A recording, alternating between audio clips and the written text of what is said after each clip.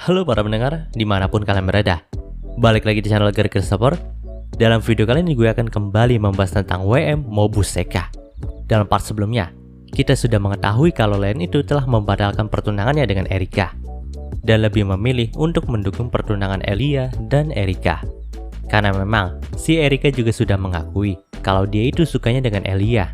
Alhasil, Leon pun sengaja mengalah dalam duel dengan Elia tersebut. Dalam part kali ini panel cerita pun berpindah saat duel Leon dan Elia itu telah selesai. Waktu itu, Leon pun langsung dimarahin habis-habisan sama ketiga tunangannya, yaitu Angie, Livia, dan Noel. Mereka pun kompak mengatakan kalau Leon itu sudah bertindak keterlaluan sama Elia, dan Leon juga telah mempermalukan dirinya sendiri. Tentu aja hal itu akan sangat berakibat buruk sama reputasi Leon. Ya, kita tahu sendiri kan, kalau pada part sebelumnya, si Leon itu sengaja kalah sama Elia karena si Erika itu sudah mengakui perasaannya kalau dia menyukai Elia apa adanya. Tentu aja setelah mendengarkan pengakuan dari keponakan yang imut itu, Leon pun gak bisa berbuat banyak lagi dan menyatakan menyerah kepada wasit. Namun sebenarnya, si Leon itu menyerah juga ada alasannya teman-teman. Yaps, dia itu tahu kalau duel Elia dan dirinya itu pasti akan dijudikan. Jadi sebelum bertarung, si Leon itu telah membeli banyak tiket untuk kemenangan Elia. Ya tentu aja si Leon itu langsung mendapatkan keuntungan besar dong dari hasil menyerahnya ini. Tapi hal itu nggak berlaku bagi hampir semua siswa yang menonton duel itu. Karena memang mereka juga mengira kalau Leon lah yang akan menang. Jadi waktu itu mereka pun hampir mempertaruhkan semua uang mereka kepada Leon. Tapi ternyata si Leon itu malah ngalah. Ya gimana mereka nggak kesel coba. Alhasil nih, kebencian para siswa akademi kepada Leon pun menjadi meningkat. Terlepas dari itu semua, di sini Angie pun bertanya sama Leon nih. Sekarang Leon itu nggak bergabung sama keluarga Redgrave dan dalam fraksi pemberontak. Tapi Leon juga nggak mendukung rencana Melin untuk menikahkan Erika dengannya. Jadi rencana apa yang akan Leon lakukan? Mendengarkan hal itu, Leon pun berkata nih, kalau dia sudah memiliki banyak rencana cadangan dan dengan bantuan Luxon, maka dia juga bisa mengatasi kekacauan dalam kerajaan ini. Di sini Angie pun cukup terkesan dengan pemikiran dari Leon, karena memang kali ini si Leon itu mengikuti apa kata hatinya sendiri. Lalu Angie juga berkata kalau dia itu juga siap membantu menghidupkan lagi pertunangan antara Erika dan Elia. Karena memang nih, dia itu sudah bersepakat dengan Roland kalau Erika nggak nikah sama Leon, si Erika itu bisa kembali bertunangan dengan Elia. Panel cerita pun berpindah ke kediaman keluarga Redgrave.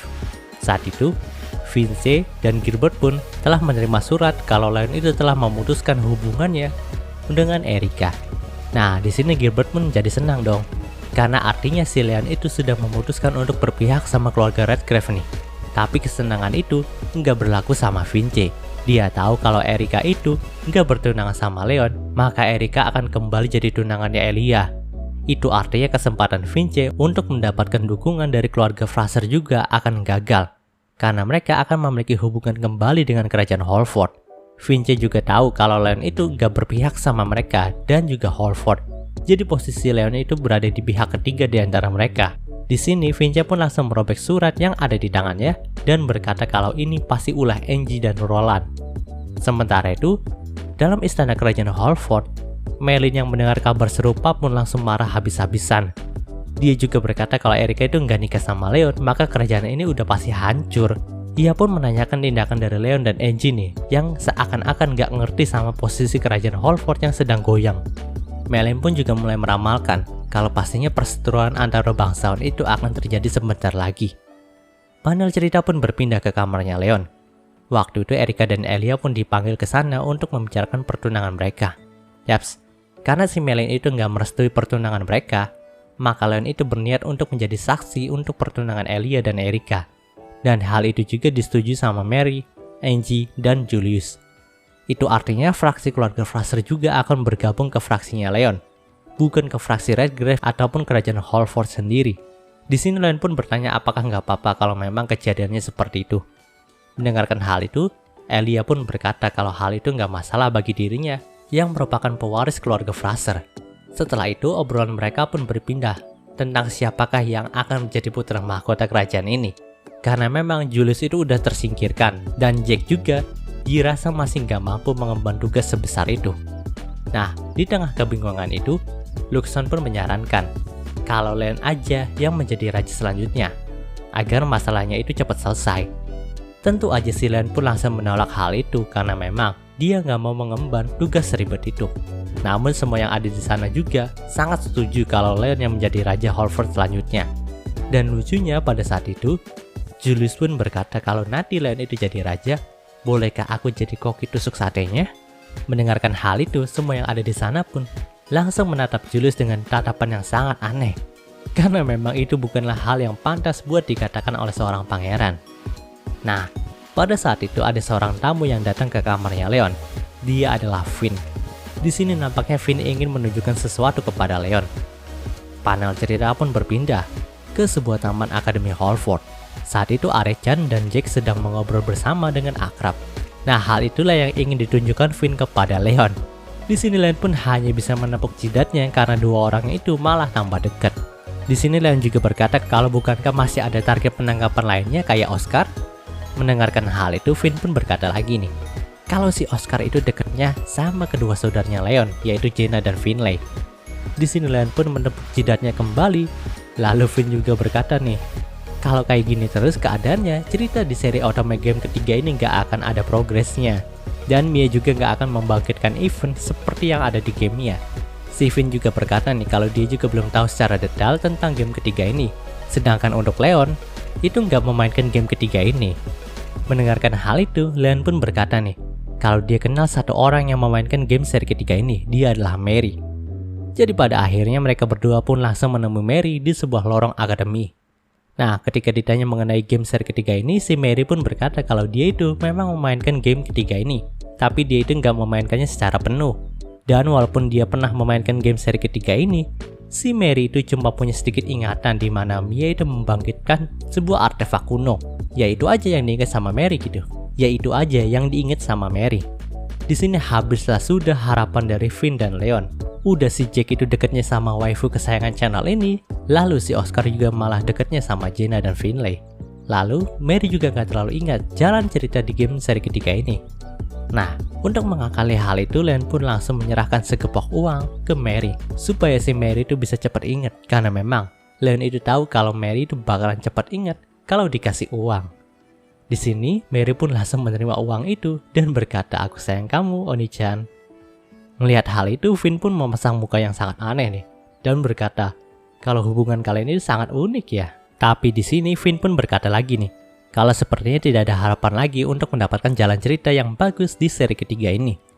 Nah, di saat situasi itu, Erika pun datang secara tiba-tiba dan berkata kalau dia tahu dengan alur game ketiga ini. Panel cerita pun berpindah ke dungeon bawah tanah Holford.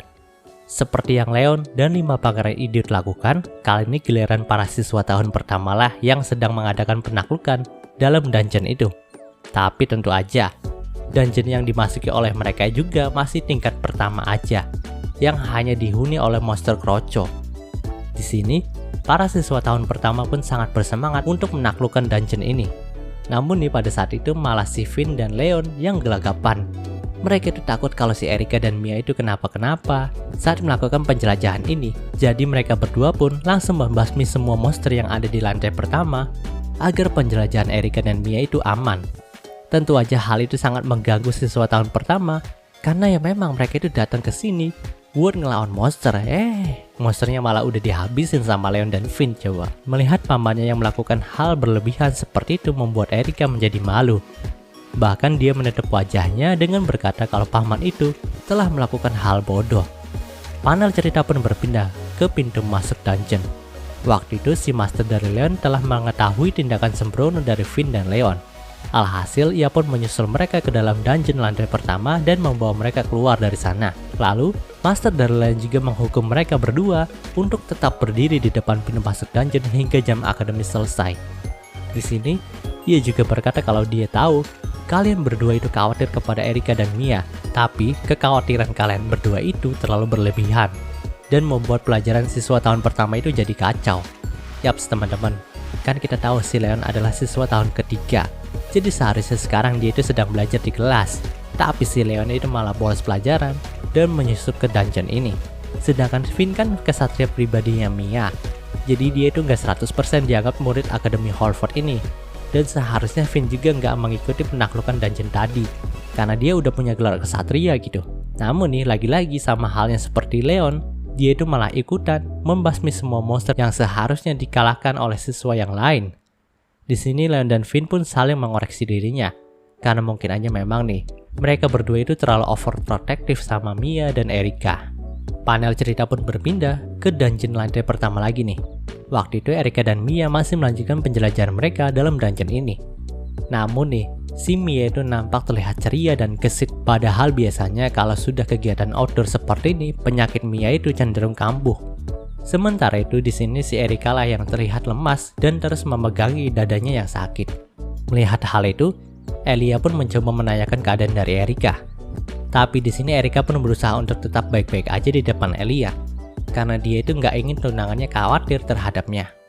Pada awalnya penjelajahan siswa tahun pertama juga berjalan cukup lancar, di mana tidak ada dari mereka yang kesulitan menghadapi monster di sana. Tapi waktu itu tiba-tiba aja ada sekumpulan monster kuat yang seharusnya tidak ada di dungeon lantai pertama. Tentu aja semua siswa yang ada di sana pun langsung panik dan berkata kalau mereka itu harus memanggil bantuan. Yaps, karena memang nih para siswa tahun pertama itu nggak mungkin bisa melawan monster selevel itu. Dan anehnya, di sini para monster itu hanya mengincar Erika aja. Mereka itu nggak peduli sama siswa lainnya. Yang menjadi incaran mereka itu hanyalah Erika aja. Menyadari hal itu, Erika pun langsung menjauh dari teman-temannya karena memang jika dia masih bersama dengan yang lainnya, maka mereka semua pasti akan mati diterkam sama monster-monster ini juga lama-kelamaan gitu. Di sini Mia dan Elia pun gak tega membiarkan Erika pergi sendirian begitu aja nih. Walau sempat ditahan sama siswa lainnya, tapi pada akhirnya Mia dan Elia itu langsung menyusul Erika ke dalam dungeon lantai kedua. Panel cerita pun kembali kepada Leon dan Finn. Waktu itu mereka pun mendengar dari salah satu siswa kalau Erika dan Mia itu dikejar-kejar sama monster kuat yang mungkin berasal dari lantai bawah. Mendengar hal itu, Finn pun bergegas berubah menjadi armor hitamnya dan Leon juga langsung menaiki skuternya untuk pergi menyelamatkan Erika dan Mia. Sementara itu, di dalam dungeon lantai kedua, si Elia dan Mia itu menemukan Erika yang nampak sudah lemas. Di sekelilingnya, ada monster buas tadi. Tentu aja, sebagai tunangan yang baik, Elia pun langsung pasang badan untuk melindungi Erika.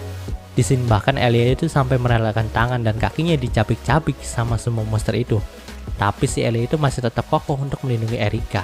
Di sini bahkan ia meminta bantuan Mia untuk membawa Erika keluar dari dungeon ini. Sementara dia akan menahan semua monsternya.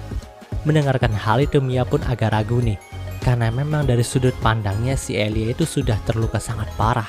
Tapi karena terus didesak sama Elia, akhirnya si Mia pun langsung membawa Erika pergi dari sana. Waktu itu, Elia pun mati-matian menahan monster yang ada di sana. Bahkan pedang yang digunakan oleh dia aja udah patah. Tapi dia tetap berusaha agar monster ini tidak mengejar Erika dan Mia. Di sini Elia pun berkata mungkin ini adalah akhir dari hidupnya.